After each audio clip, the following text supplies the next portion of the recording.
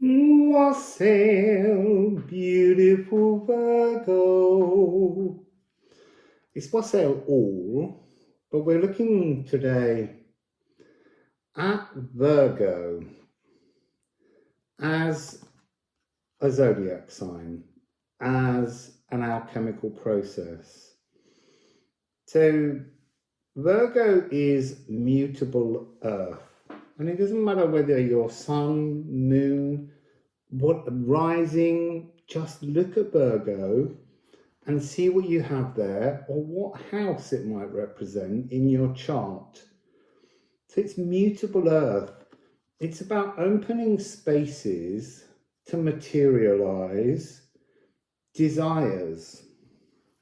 So it's also condensing ideas because it's the alchemical process of distillation, which is to refine something. And this is the energy of the concert administrator, the organizer, the person that knows how to make things happen. There's a wonderful sense of infusing with gold coming across with this card. It's also G sharp, A flat, Mercury, the throat in sound healing. And on the back,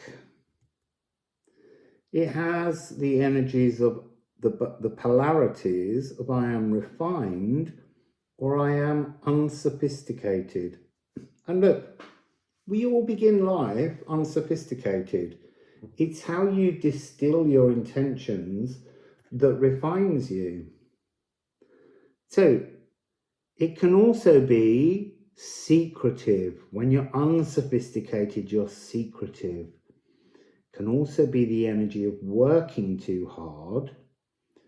It can also have a bitter streak when wounded, this energy, and an overly critical seeker of perfection.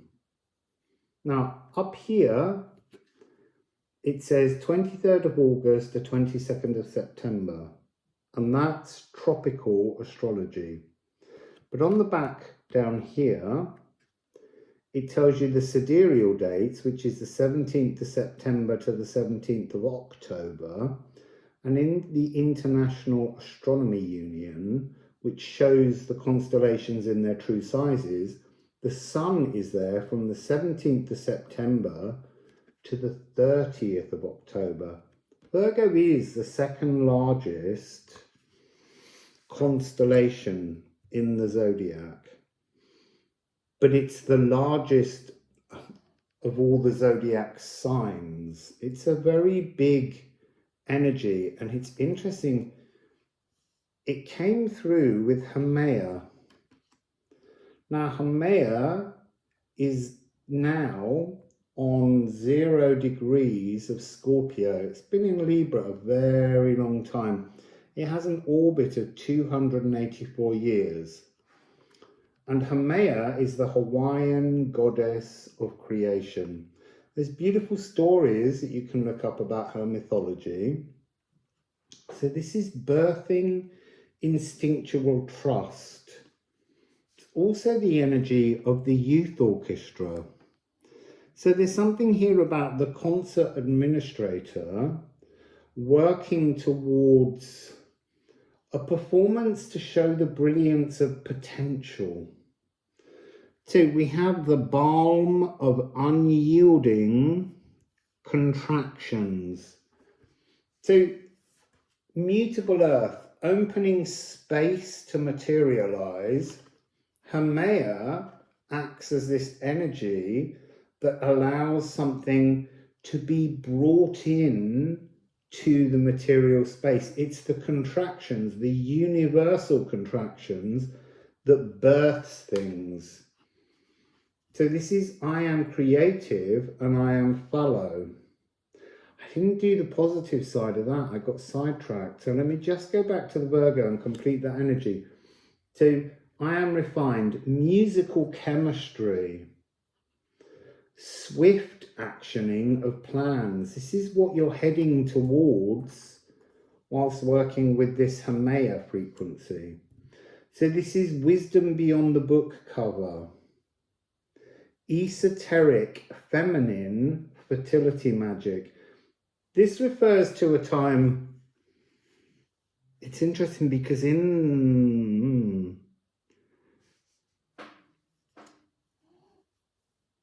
both the Sidereal and the International Astronomy Union, it takes in the 1st of October, which was the Calends of October, which was a very important festival when soldiers were cleansed of their Mars-like warrior energy to become the harvesters. But the process of actually planting seeds, blessing seeds, was something that was done by women, and it was a deeply secretive process. So we've got two very yin energies, but these are yin energies that know how to operate with the balance of their yang. They make things, they action things into being. So try and think about this frequency of being in balance with all of the creative frequencies within your soul bowl. And this is about discovering your true nature, your true powers of fecundity to bring something into the world. It's not just a divine feminine energy. It begins as that, but it knows how to contract and make something into a reality. Charismatic creativity. This is the sacral. It's to do with birthing, but that doesn't just mean birthing a child. It means birthing anything that's creative, anything that's appealing, knowing how to bring that into action. And we have a link with Sagittarius, mutable fire, and fixed air. So it's somehow about sifting through the frequencies of passionate possibilities, potentials, and then philosophically fixing them in your thoughts so that you can birth them, materialize them into the real world. So let's see where else this is going. I didn't finish that card. There's so much on them. So this is the energy of creative or fallow. So the fallow side is destructive with Hermea, exploiting endorphins, almost pushing your body, your physical, too hard, a kind of cellular abuse going on. And then there's a raw, selfish survival instinct that can come out when you're not being creative. It's like a going within to a kind of destructive shadow space. There's also a sense of overeating with endless hunger, because Hermea could create food from nothing, because that's harvest goddess frequency. And then being lost inside the mundane aspects of life. On the more positive side, they're so pokey, these cards. I am creative, Genesis, mother of all, generates timeless, unseasonable harvests. So being able to materialize in the physical earth by opening space creatively with your mind, with your emotions, to birth something at any point in time. And this is opening the inner passageway for the soul's emergence. So deep down, the most important birthing that you can work on right now is to birth your soul from within you, so that it's singing from within you and energizing and materializing in the world around you. Interesting, I just saw Saturn turn over, and that's the divine masculine. Ceres obviously being the divine feminine here, but it's showing you that these are very balanced energies.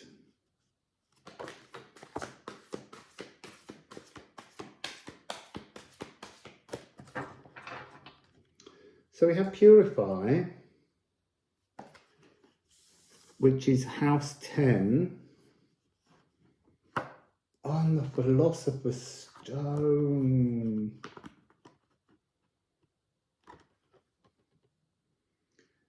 Purifying your status. This is the personal PR campaign, public relations campaign. How do you sell you to the world? How do you sell you to your friends and to your family? Have they put the posters up, or have you taken all their posters down and put your own up, and you're now singing your own tune? So this is about polishing the image, distilling your image, birthing a new notion of the image you want to be as you move forwards.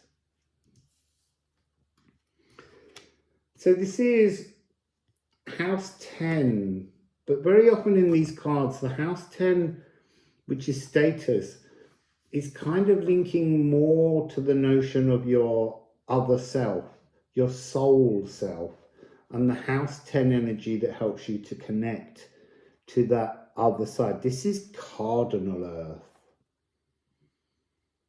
So you've got the mutable earth that is open, and then you need cardinal energy, and then you need something to fix the thing in.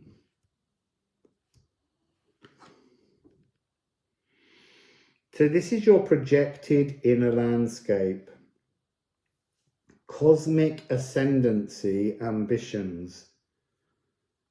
Oh, but there is a warning here. Trapped in toxic positivity.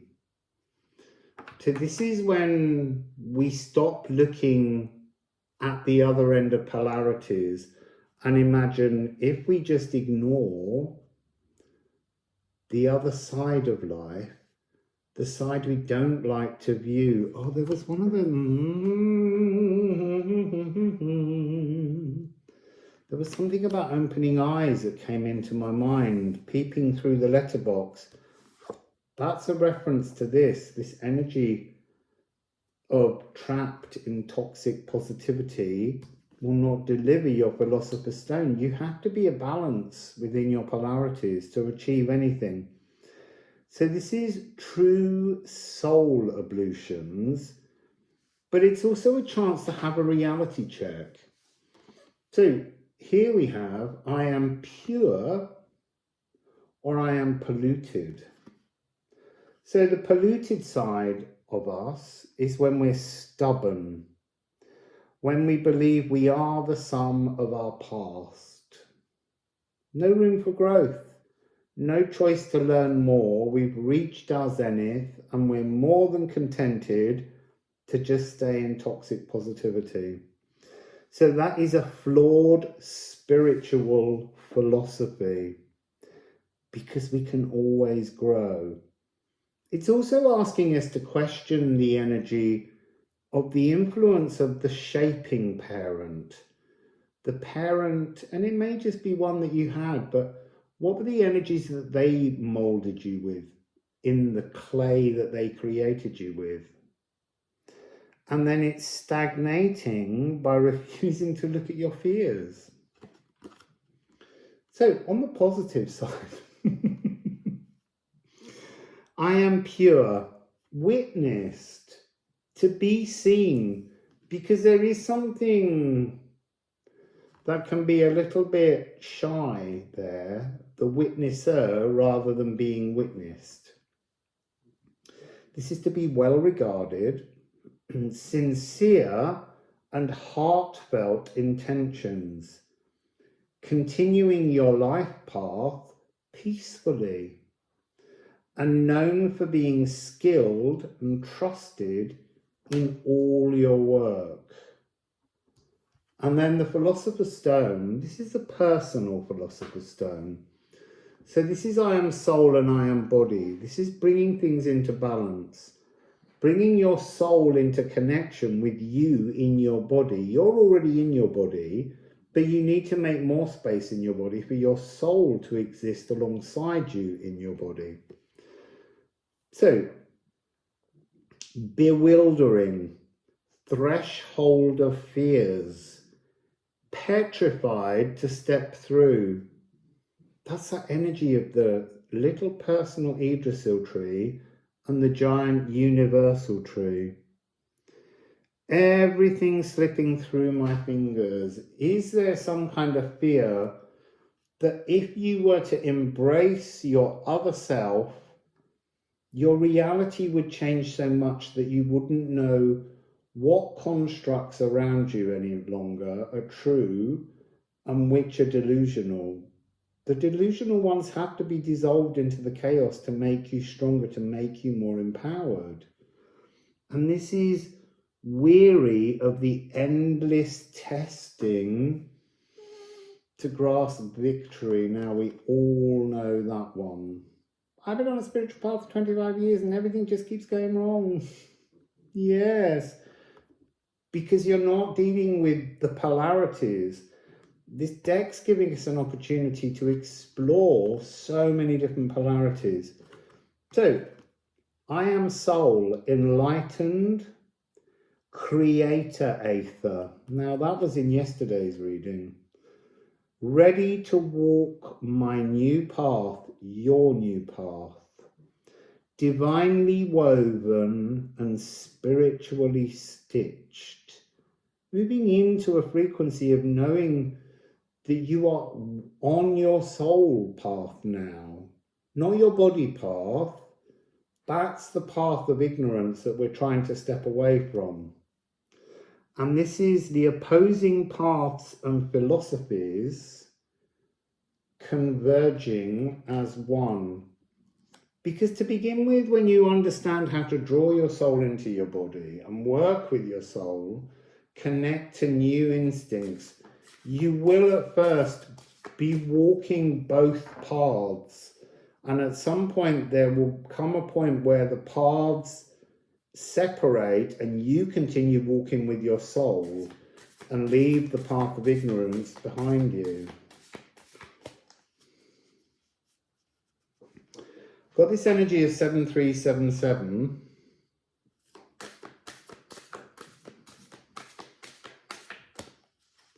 There's also an energy here of 1010, 10, 3 tens.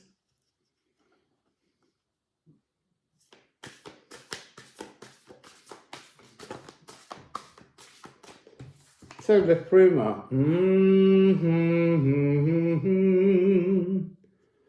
Without the shadows, you cannot possibly obtain the nutrients to birth your personal Philosopher's Stone. This is again reminding us of that energy of toxic positivity. It benefits no one. It's a state of delusion.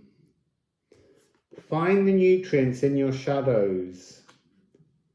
There's a real... what I love about this card, I'm not sure it's showing here, but these are done in the softest pink because the shadows are not something to fear. They're full of all the nutrients to birth. So we have the shadows. So there is the dry earth. That is the path of ignorance. There's nothing on show. There's nothing to benefit walking the zombie ballet. It's an acknowledgement that our molecules, our body and our biome, come from and belong to the molecules of the earth. But within the shadows are the soul nutrients to bring about transformation, to allow the waters to purify through this. And it's almost like invisible ink. When you purify, when you pour your emotions into the world around you and let them come out of you through your soul, it reveals the second path that you can begin walking on. Hagal. Interesting. You see, there's something here about 6-9.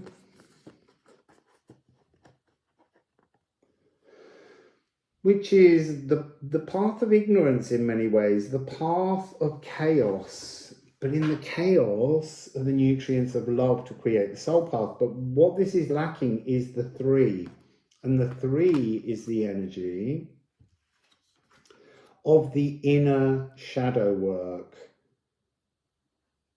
This is about not trying to fix the outer world until you've fixed your inner world first.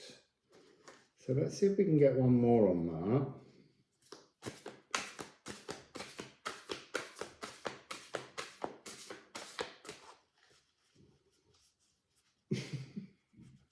I'm being shown someone licking the whole frozen pathway. Hagal is hailstones. It's something that needs melting. It's the energy of the stagnant labyrinth around us. And being able to melt through purifying and revealing a new pathway to walk on with our other self, through the veil, being connected to our personal Philosopher's Stone.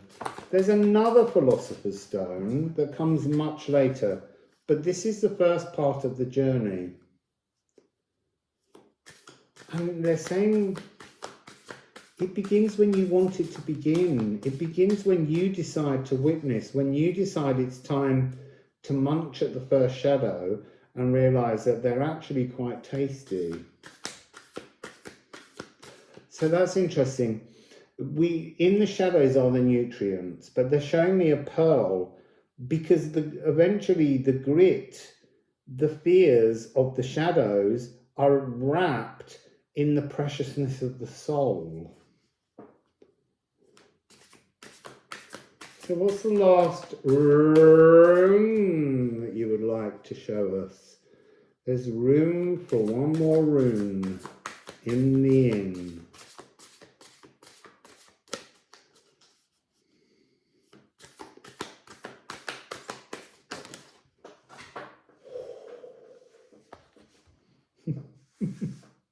It's gone a long way. Onwardness. Gorgeous energy. Bringing your Philosopher's Stone into the now. Oh, it's another 7. 737770. There's something here in this 70. The magic of this pathway opens the opportunity for a new divine cosmic opportunity. So this is Verdandi, the Norn of the Now. So this is bringing, without the shadow work, you will never exist in your now, walking your soul path. You're always going to be trapped, tethered to your history, to your past, to the things you're too frightened to look at for fear they'll hurt you.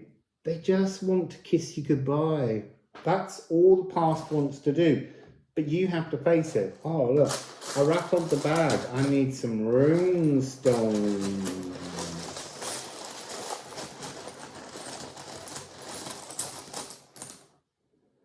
So, unbind, Wendhorn.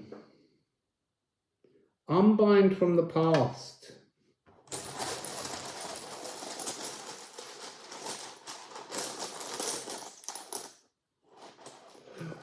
Embrace the Lagoo.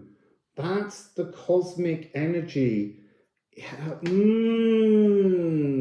I'm seeing your soul swimming in the Lagoo, calling to you, not waving but drowning. No, you're drowning by not connecting with your soul.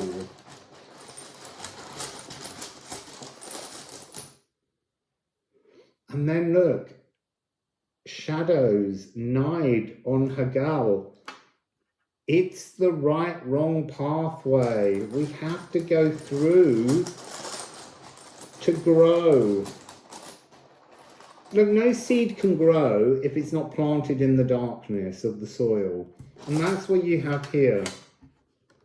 In the darkness of the soil are all the nutrients required to go on a soul journey to something way more magical and special.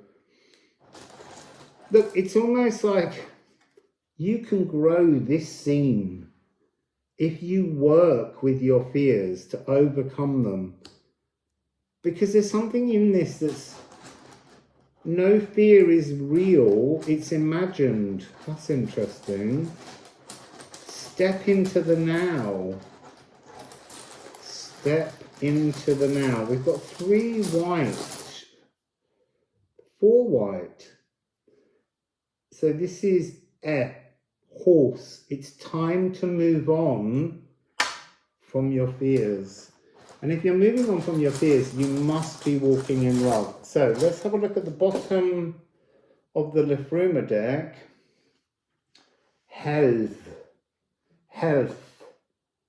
To be restored. And I always see this as a kind of mer creature swimming towards, coming out of the darkness. That's what's in the darkness for all of us, is our restoration to our soul. On the bottom of this deck, pulverize.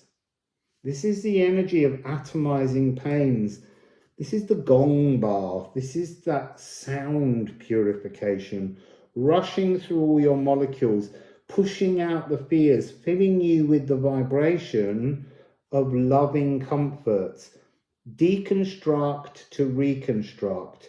Micro-analyzing your aches, not ignoring them. Crush all pains to powder. Don't pick up the rock and keep bashing yourself with it, but turn it into a powder. Throw the powder in the air, and as you walk through it, everything feels light. Easing traumas and softening hurts. I am repaired. I am restored and repaired by stepping forwards with your soul on your soul path, the golden path. Oh, and that's going back to that Virgo at the beginning. But it's a path that you've opened space for that will eventually fix itself as the new pathway in your life. I'm not saying any of this is easy, because it's not. But the rewards are so beautiful that are on offer. So that's today's reading, beautiful, beautiful people.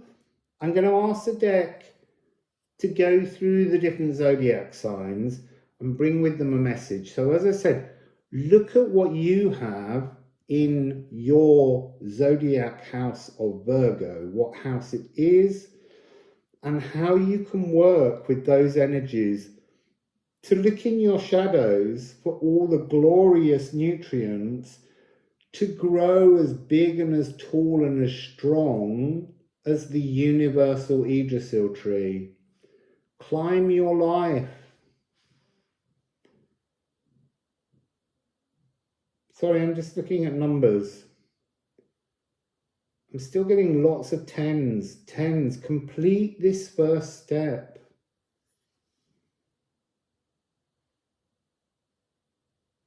Okay.